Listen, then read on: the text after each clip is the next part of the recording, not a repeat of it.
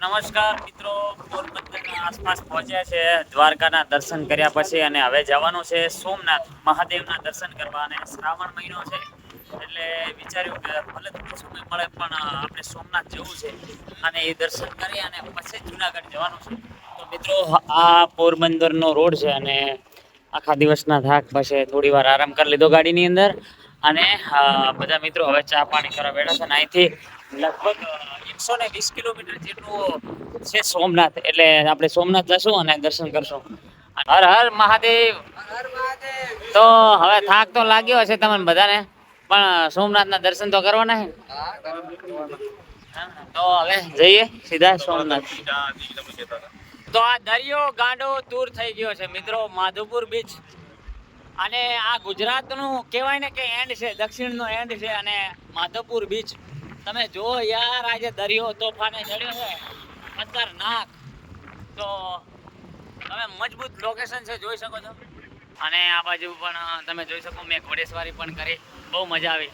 આનો અવાજ સાંભળો, કારણ કે આપણા બનાસકાંઠાવાળાને ખાસ દરિયો નથી એટલે અનુભવ નથી. આની લહેરો, પવન જોવાની મજા આ છે.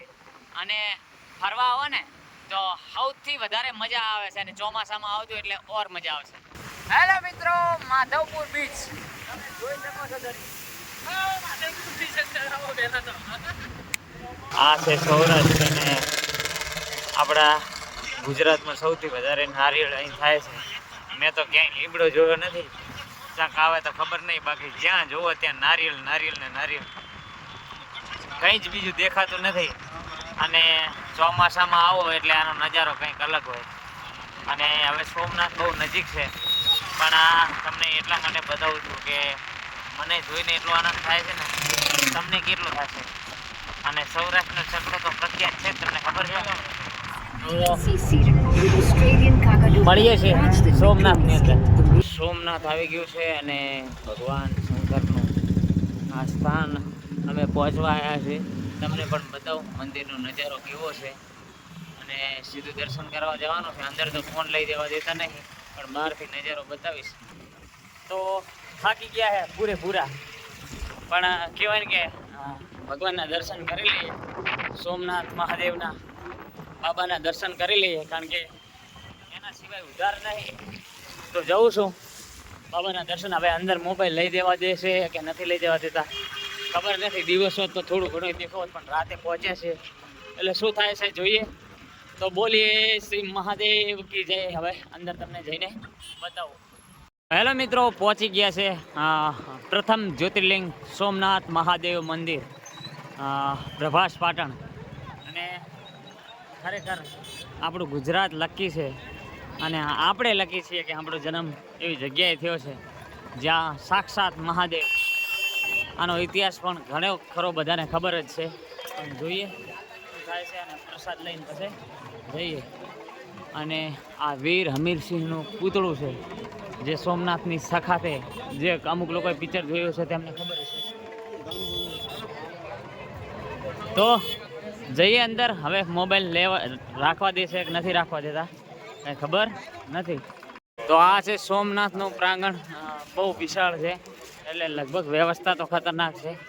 અને શું થાય છે, ભીડ છે કે નહીં, ભગવાનના દર્શન થાય છે કે નહીં. અને મંદિર ઉપરથી દેખાતું નથી, લાઇટિંગ બરોબર નથી, એટલે તો આ દેખાય છે. અહીં છે ભગવાન શંકર મહાદેવ. તો અત્યારે સોમનાથની અંદર શ્રાવણ મહિનો ચાલુ છે અને આ જુઓ તમે, નિઃશુલ્ક ભોજન સેવા અહીં ઉપલબ્ધ છે. તો અંદર તો તમને નહીં બતાવી શકો, પણ એટલું ભવ્ય મંદિર હતું ને, વાત જવાનું. અને એટલી તો સુવિધા છે. તો આ અત્યારે નિઃશુલ્ક સેવા ચાલે છે. અમે પણ પ્રસાદ લઈએ છીએ, તમે જોઈ શકો છો. અહીં પબ્લિક ચારે બાજુ પ્રસાદ લઈ રહી છે અને ભગવાનના દર્શન પણ કરી રહી છે. તો બ્લોગમાં બન્યા રહેજો. કાલે આપણે જવાનું છે જુનાગઢ, તો એ પણ તમને બતાવી દઈશ. આવું કંઈક મંદિર છે, તમે જોઈ શકો છો. અંદર શિવલિંગ તો તમે જોયું જ હશે. તો ચલો મળીએ છીએ જુનાગઢ.